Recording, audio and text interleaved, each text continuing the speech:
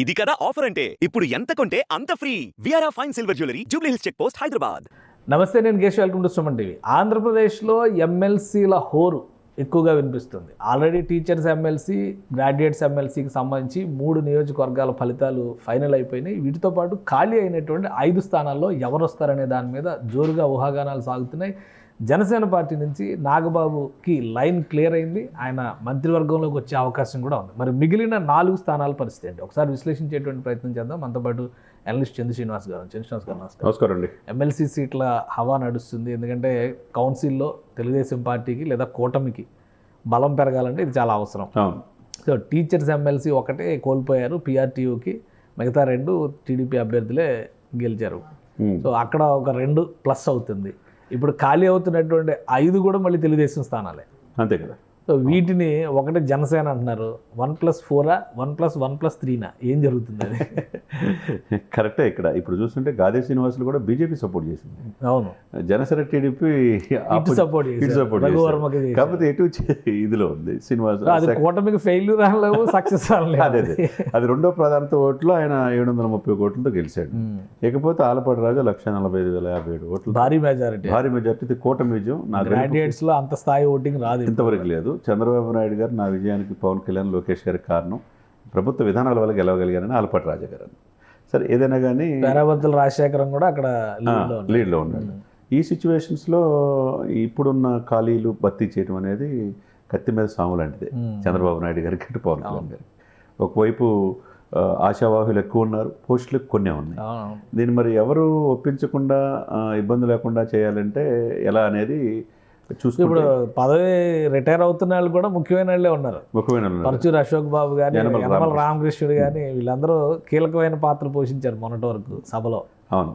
కాబట్టి ఇప్పుడు యనమల రామకృష్ణుడు ఎలా ఏంటి అనేది తప్పకుండా ఆయనకు ప్రాధాన్యత, ఎందుకంటే మొదటి నుంచి సీనియర్ నాయకుడు కాబట్టి ఆయనకు ప్రాధాన్యత ఇస్తాడా, ఆ విఘ్నత చూపిస్తాడా చంద్రబాబు గారు, ఎలా ఉంటుంది? ఆయన మంత్రి పదవి ఇవ్వలేదని అసంతృప్తి ఉన్నాడు. వాళ్ళ బ్రదర్ కూడా వెళ్ళిపోయాడు వైసీపీకి, వేరే కదా. సరే, ఏదైనా కానీ ఏంటి అయిందనేది ఒకసారి చూడాలి.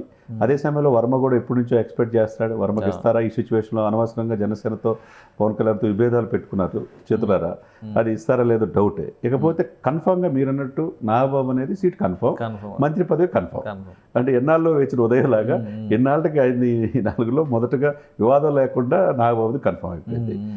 అందులో commitment with letter Rajya Sabha Chandrababu Naidu గారు సంతకం పెట్టి ఇచ్చారు కాబట్టి 20వ తారీఖు లోపు ఆయన ఎమ్మెల్సీ అవుతాడు. ఆ తర్వాత ఈ నెలాఖరులోపు మంత్రి అవుతాడు నాగబాబు గారు. అది ఎదురే లేదు. ఇకపోతే మిగతా స్థానాలు 3 స్థానాలు ఏంటి? కొమ్మాలపాటి శ్రీధర్ అంటున్నారు, పెదకూరుపాడు అంతకుముందు పోటీ చేశాడు, ఆయన వదులుకున్నాడు. భాష్యం అతను ప్రవీణ్ గెలిచాడు. అదే సమయంలో సీనియర్ నాయకుడిగా ఒక పేరుంది, చంద్రబాబు నాయుడు గారికి నమ్మిన బొంటులాగా ఉంది.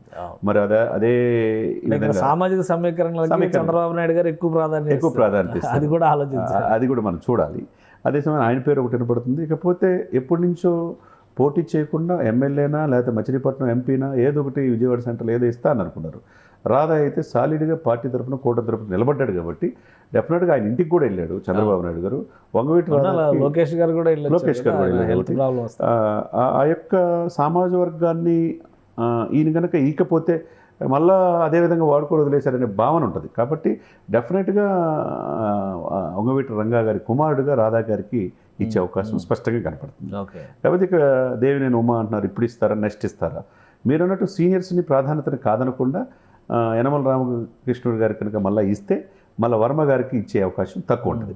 ఉన్నాయి, ఒకటి పోతే 3 కాబట్టి ఇప్పుడు బీజేపీకి ఒకటి ఇచ్చేస్తారంటారా? అంటే లేదు, బీజేపీ దీంట్లో అవకాశం ఉండదు. ఎందుకంటే పోటీ ఆల్రెడీ డిస్కస్ చేస్తారు. ఎమ్మెల్సీ మాధవ్, మాజీ ఎమ్మెల్సీ మాధవ్కి ఇస్తారని, సోమ్ వీర్రాజు గారిని మళ్ళీ తీసుకొస్తారని ఇవన్నీ అనుకున్నారు. ఇప్పుడు సిచ్యువేషన్స్లో పరిస్థితి చూస్తే ఎక్కువ సీట్స్ టీడీపీ కూటమికి ఉంది కాబట్టి వాళ్ళు కూడా అంత ప్రెజర్ చేసే అవకాశం లేదు. కాబట్టి ఇంటర్నల్గా మాధవ్ మీరు చెప్పినట్టు ఆ పార్టీ అధ్యక్షుడు మారే అవకాశం ఉంది పురంధేశ్వరి గారు అనే ఇదిలో ఆయన ఉన్నాడు. కానీ ఎమ్మెల్సీ పక్కగా బీజేపీకి ఇచ్చే పరిస్థితి ఇప్పుడు ఏం కనపట్ల. కాబట్టి వీళ్ళు ఇంకా ఉన్నాయి. అంటే రేపు స్థానిక సంస్థలు, ఇప్పుడు ఎమ్మెల్యే కోటా ఇవి, రేపు స్థానిక సంస్థల కోటా వస్తాయి. అది వచ్చినప్పుడు మళ్ళీ గవర్నర్ కోటా ఉన్నాయి. సో అంటే కొంత వెయిట్ అండ్ సీ అనే పరిస్థితి.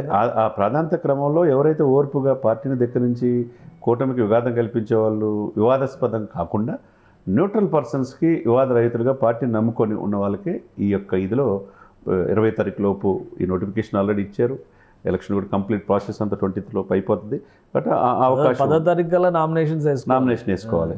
ఇప్పుడు మోషన్ రాజు గారు కూడా ఎక్కువగా ఆయన కూడా ఉండరు అంటున్నారు. ఆయన కూడా టీడీపీలో చేరతారా, రిజైన్ చేస్తారని ఆ లిస్ట్ వేరే ఉంది. ఆ లిస్ట్ వేరే ఉంది.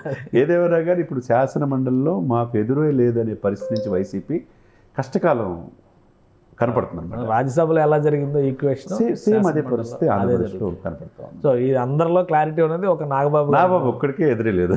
కాకపోతే ఈ ముగ్గురు ఎవరికి ఇస్తారు అనేది చంద్రబాబు నాయుడు వ్యూహాలను బట్టి. రైట్, థ్యాంక్ యూ చంద్ర శ్రీనివాస్ గారు. ఇది శాసనమండలికి సంబంధించి ఈక్వేషన్స్ మారుతున్నాయి.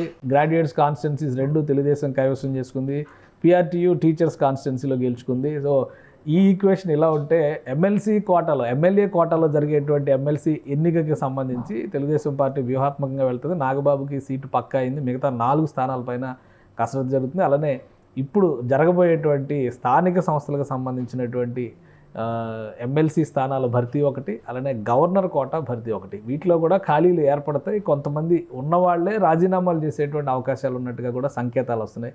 సో రాబోయే రోజుల్లో మరింతగా శాసన మండలి చుట్టూ రాజకీయం నడిచే అవకాశం కనిపిస్తుందని చంద్ర శ్రీనివాస్ గారు విశ్లేషిస్తున్నారు. ఇది స్పెషల్ డిస్కషన్. Keep watching.